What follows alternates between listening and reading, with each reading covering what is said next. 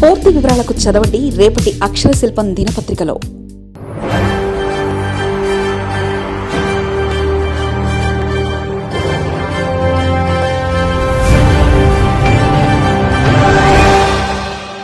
విద్యార్థుల ఉన్నత చదువుకు బ్రేక్.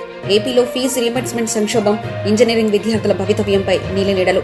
సర్టిఫికెట్లు ఇవ్వని కాలేజీల యాజమాన్యాలు. ప్రభుత్వం సగం నిధులు విధిల్చినా తీరని ఇబ్బందులు. మొత్తం బకాయిలు 600 కోట్లు, ఇచ్చింది 400 కోట్లు. 4/3 క్వార్టర్స్ మాత్రమే చెల్లింపులు.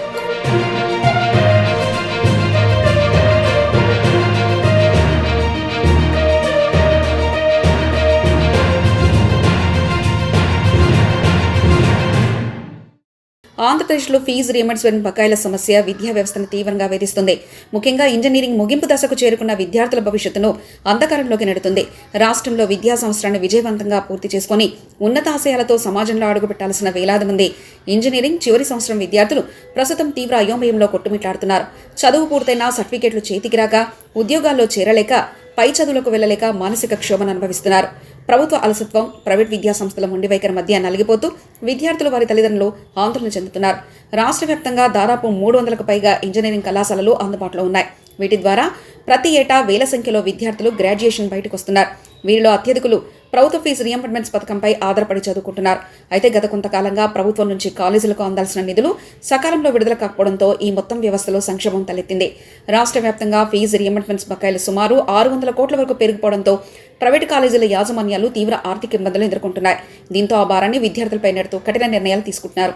ఫీజు బకాయిలు పూర్తిగా చెల్లిస్తేనే కోర్సు పూర్తి చేసిన విద్యార్థులకు ట్రాన్స్ఫర్ సర్టిఫికేట్, టీసీ మార్కుల జాబితాలు, ప్రొవిజనల్ సర్టిఫికెట్లను అందజేస్తామని కాలేజీ నిర్వాహకులు స్పష్టం చేశారు. దీంతో కోర్సు పూర్తి చేసుకున్న చివరి సంవత్సరం విద్యార్థులు దిక్కుతోచిన స్థితిలో పడ్డారు. క్యాంపస్ సెలక్షన్లో ఉద్యోగాలు సాధించిన వారు సైతం సర్టిఫికెట్లు సకాలంలో సమర్పించలేక ఆఫర్ లెటర్లను కోల్పోయే ప్రమాదం ఏర్పడింది.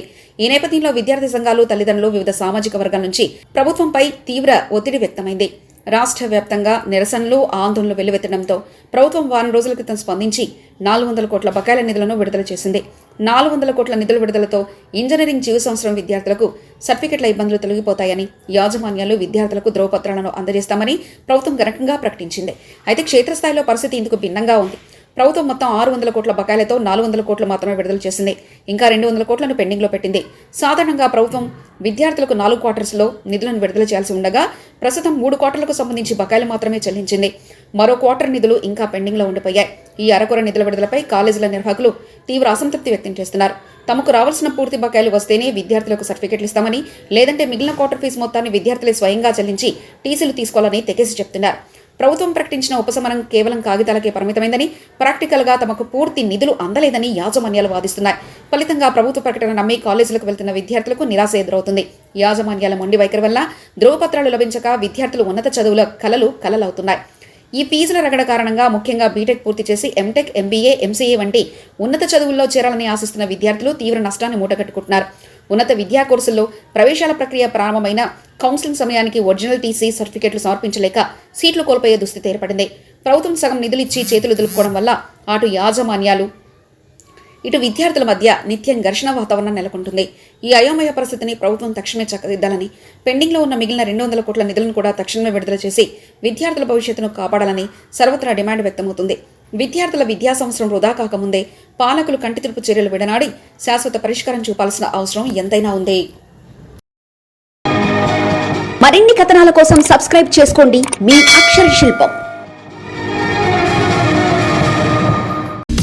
పూర్తి వివరాలకు చదవండి రేపటి అక్షర శిల్పం దినపత్రికలో.